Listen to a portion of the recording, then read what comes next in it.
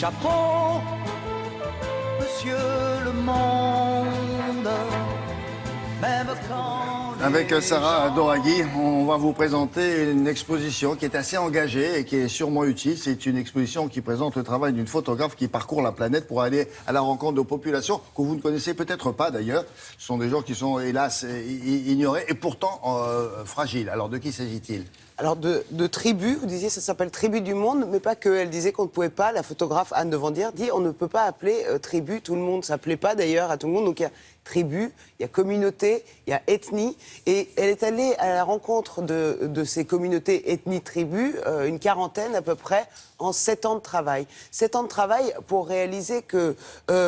comment ils nous voient, ces gens-là ? Qu'est-ce qu'ils pensent de nous ? Qu'est-ce qu'ils pensent des abus qui sont faits aussi de leur terre, de leur richesse ? Voilà, ils n'ont pas une très bonne image, en gros, hein, des Occidentaux. Non, mais ils ont de la compassion, de la bienveillance. En fait, ils nous souhaitent de nous améliorer, en fait. Ouais. Voilà ce qu'ils nous souhaitent. Et quand on regarde aujourd'hui, et Laura en tête, comment on communique, nous, avec Internet, avec les réseaux, on a l'impression que nous aussi, on a nos petites tribus, nos petites communautés. Là, elle a réalisé que tout ce qui passait à travers tous ces gens, toutes ces tribus, ces communautés ethniques qu'elle a rencontrées, la communication passait par les mains. C'est-à-dire qu'on n'a pas besoin de parler, on arrive à... Parce qu'elle, vous allez voir, c'est une photographe, elle est blonde, elle a les yeux bleus. On imagine que quand elle débarque dans ces communautés-là, comment elle fait pour établir le contact, d'abord. Donc, d'abord, elle est finaude, elle est maline. Elle trouve un contact sur place, quelqu'un qui le connaît. Et puis... le sourire, les mains, absolument, et à peu près 2-3 jours pour que le respect mutuel s'installe. Tribu du Monde, c'est au Musée de l'Homme, regardez.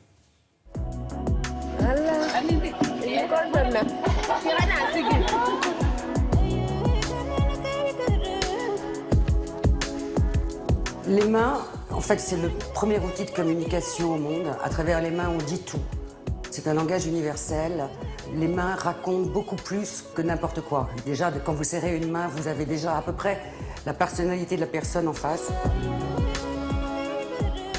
Quand on arrive, je suis présentée au chef du village. Tout d'abord, je lui présente mon travail, je lui explique que c'est une mise en lumière de leur savoir-faire, de la beauté de leur culture. Et à partir de là, il me donne tout le temps son accord, d'une manière générale. Mais je ne sors pas mon appareil de photo avant 2-3 jours dans le village. D'abord, je passe par les femmes.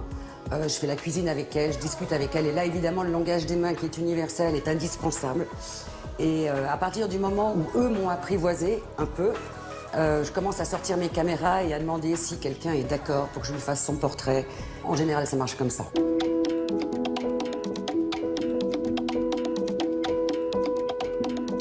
Leur amour à la terre, leur amour au dieu du vent, au dieu du soleil. Il y a des mots-clés qui reviennent dans toutes ces tribus et c'est pour ça que dans un des containers, j'en ai fait une canopée.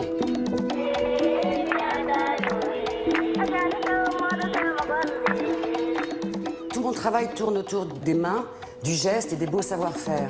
Les premières fois que je leur ai posé la question « Qui êtes-vous à travers vos mains ?», ils étaient assez surpris.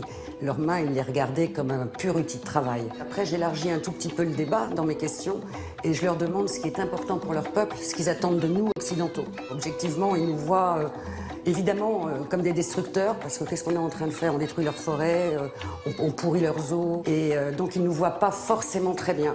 Mais ils ont beaucoup, tout de même, malgré tout, de tolérance et de bienveillance par rapport à nous.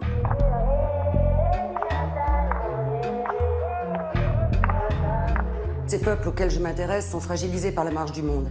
Je ne dis pas qu'ils vont disparaître, mais ils sont en danger. Même en Europe, hein, même chez les Samis, en Laponie, je veux dire, ils sont tous en danger. Donc c'est pourquoi je m'intéresse à eux. C'est pourquoi je veux montrer qu'ils ont une beauté, un savoir-faire, une culture absolument hallucinante et qu'il est absolument indispensable de les préserver. Ce sont des peuples qui sont connectés à la terre-mère, à la terre nourricière, ce que nous, on a totalement perdu. On n'est plus connectés à grand-chose. Ils ont énormément de choses à nous apprendre. Ils ont beaucoup d'humilité et nous, on devrait apprendre à avoir un tout petit peu plus d'humilité, juste pour recevoir d'eux ce qu'ils ont à nous donner et non pas à les piller comme on fait absolument sans arrêt.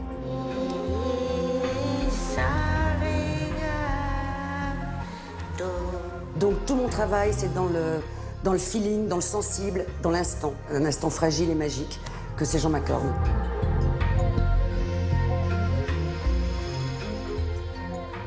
Voilà, au Musée de l'Homme, le bien nommé. Exactement, il y a tellement d'humanité dans le travail de cette femme, de cette photographe, que c'était exactement là où ça devait se passer, au Musée de l'Homme, et jusqu'au 2 janvier. Voilà. Merci beaucoup.